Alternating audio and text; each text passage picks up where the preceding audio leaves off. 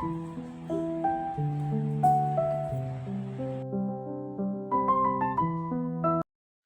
Guys, this is my third blog and અત્યારે વાગી ગયા છે 12. તો આપણે છે ને હવે રોટલીનો લોટ બાંધીએ છીએ. તો ચાલો અમારે જમવા આવે. લોટ બંધાઈ ગયો છે. આપણે છે ને રોટલીના ગોયણા કરવાના છે. એટલે ગોયણા કરીએ, પછી રોટલી કરીએ, પછી સબ્જી કરવાની છે. સ્ત્રીઓને છે ને કામ એક ન હોય, એને 10 કામ હોય. આપણે બેસી ગયા છે રોટલી કરવા. અને જો આ અમારો પાટલો ને વેણું લોઢી ને બધું છે ને એન્ટિક છે. આ બધું મારા મમ્મી જે યુઝ કરતા ને એ છે. એટલે અમુક રિલેટિવ્સ એવા છે કે કહેતા હતા મને કે આ બધું છે ને તું જવા દે ને બીજું નવું લઈ લે. ત્યારે છે ને મેં કીધું નહીં, પણ આ બધા સાથે છે ને મારી લાગણીઓ જોડાયેલી છે. જયારે મેં પહેલી વાર રોટલી કરતા શીખ્યું હતું ને ત્યારે આ બધી વસ્તુઓ સાથે જ શીખ્યું.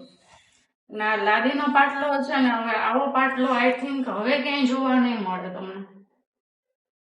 જેવો પાટલો આ છે ને આવો ક્યાંય જોવા નહીં મળે. અને આ મજબૂત પણ એટલો જ છે. જે પેલાની લાદીઓ આવતી ને એ લાદીનો છે. આનું નામ તો મને નથી ખબર, તમને ખબર હોય તો કમેન્ટમાં કહેજો કે આ લાદીનું નામ શું છે.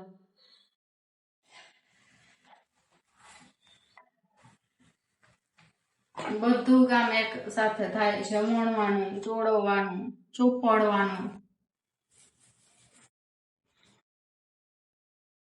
હવે આપણે રોટલી થઈ ગઈ છે અને શાક સુધારવા બેસી ગયા છે. આજે છે દૂધી બટેટાનું શાક ને સાથે કાચું આપણે સુધારશું. અને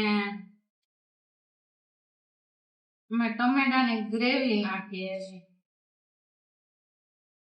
ટમેટાની છાલથી એમ માનવામાં આવે છે કે પથરી થાય છે. અને આમાં અમને છે ને ટમેટાની છાલ વાળું શાક ભાવતું નથી, તો અમે ગ્રેવી જ નાખીએ છીએ. જો ઉનાળામાં છે ને સબ્જી એક પણ સારી આવતી નથી, એટલે દરરોજનું આપણે વિચારવું પડે કે શું બનાવવાનું, શું ન બનાવવાનું.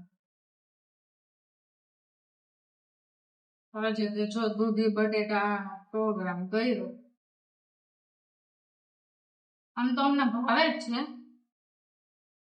જોઈએ કેવું બને.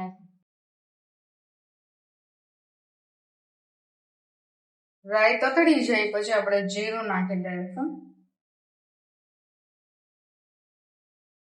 અને પછી નાખી દઈશું હિંગ. હિંગ ઉપરથી મને યાદ આવ્યું, મારે એક માસી છે ને એમ કેતા હતા કે તમે હિંગ ખાઓ કે નહીં. તો અહીંયા મને છે ને એ વાત યાદ આવે છે. જયારે પણ હું હિંગ જોઉં છું ને ત્યારે મને એ વાત યાદ આવે.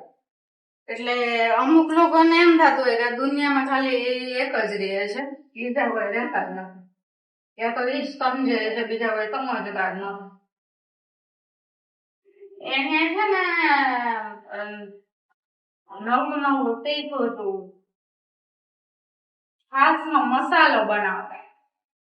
તો એમાં છાસના મસાલામાં હિંગ ને જીરા અડકું ને એ બધું પડે, સંચળ પાવડર ને એ તો બધાને ખબર જ હોય.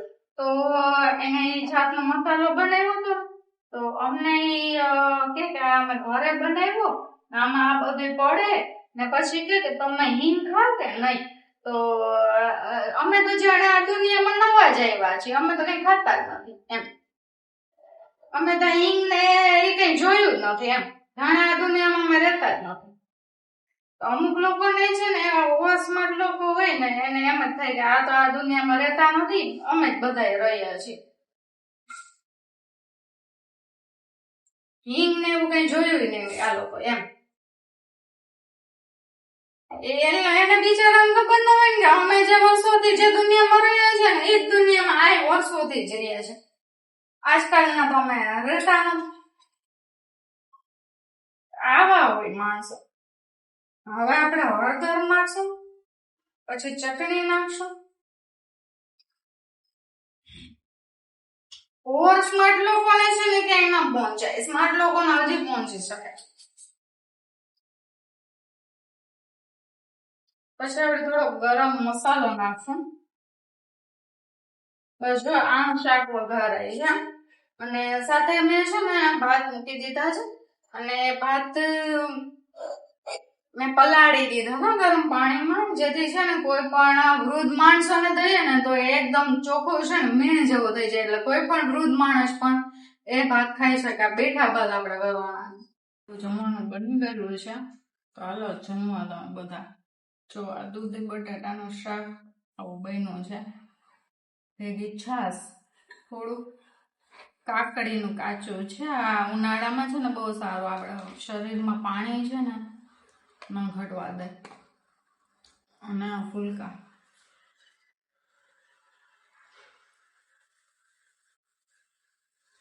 બસ ચાલો જમવા.